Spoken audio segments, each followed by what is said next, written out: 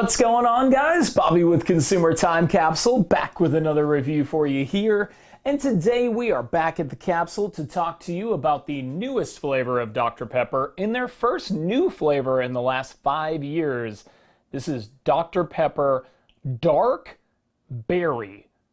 Now, Dark Berry is a confusing title, but apparently this is black cherry, black currant, and blackberry flavored Dr. Pepper.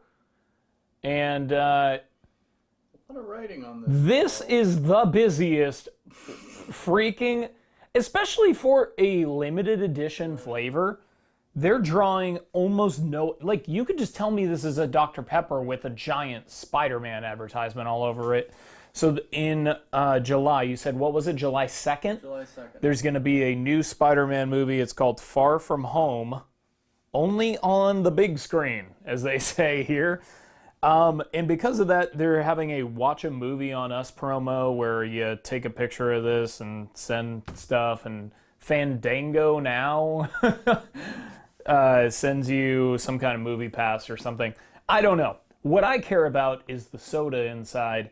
And this label is just not doing it for me. I'll take that free movie. That gimmick grade, yeah, you can take it. Unless you're giving me tickets to see Home Alone. Not interested. Not interested. Sorry, Spider-Man Far From Home. The only Spider-Man that I want to see is the 1998 Castrol Syntec motor oil commercial where Spider-Man fights against harmful engine particles. And yes, that is on the CTC YouTube channel, so check that out. Oh man, this smells great. It smells great. It does smell like, it's like a blackberry, blueberry, Dr. Pepper. Smells great. And you know, I've really developed more of a taste for Dr. Pepper now that I've had the Dr. Pepper milkshake that I think is one of the best products ever created. That smells great. It just smells great. Man, It smells like Dr. Pepper. it does, but does smell great. it's got some berry in it, man. I'm getting a little. It's got some berry in it for sure. It's gonna be tough for the taste to cut through that normal Dr. Pepper though, because that stuff's like motor oil. Cheers.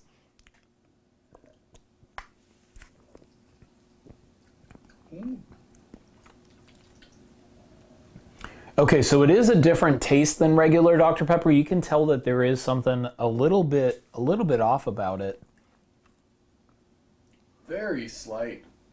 But it is, yeah, it's not a very identifiable flavor. It's really not.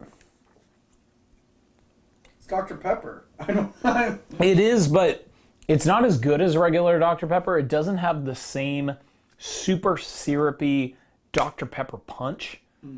I don't think. Like, it almost tastes, it's like a half and half. It almost tastes like a diet, like a more like a watered down Dr. Pepper.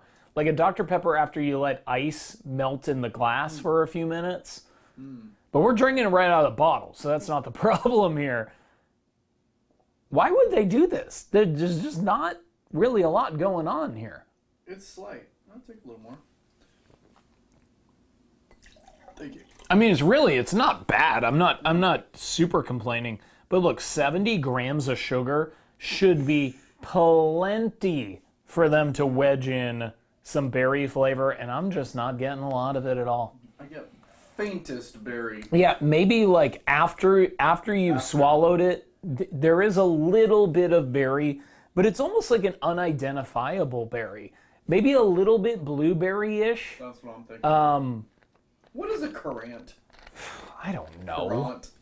Can I eat that? Is that a fruit? Does it only exist? I know, soap black and currant? currant? Yeah. I don't know. I don't know what it is, quite frankly.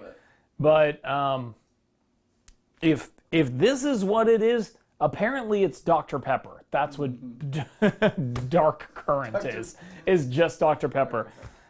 So the gimmick, look, Dr. Pepper, you had a really good chance here. I think a dark berry version of Dr. Pepper, you had something to work with, and you absolutely, positively ruined it.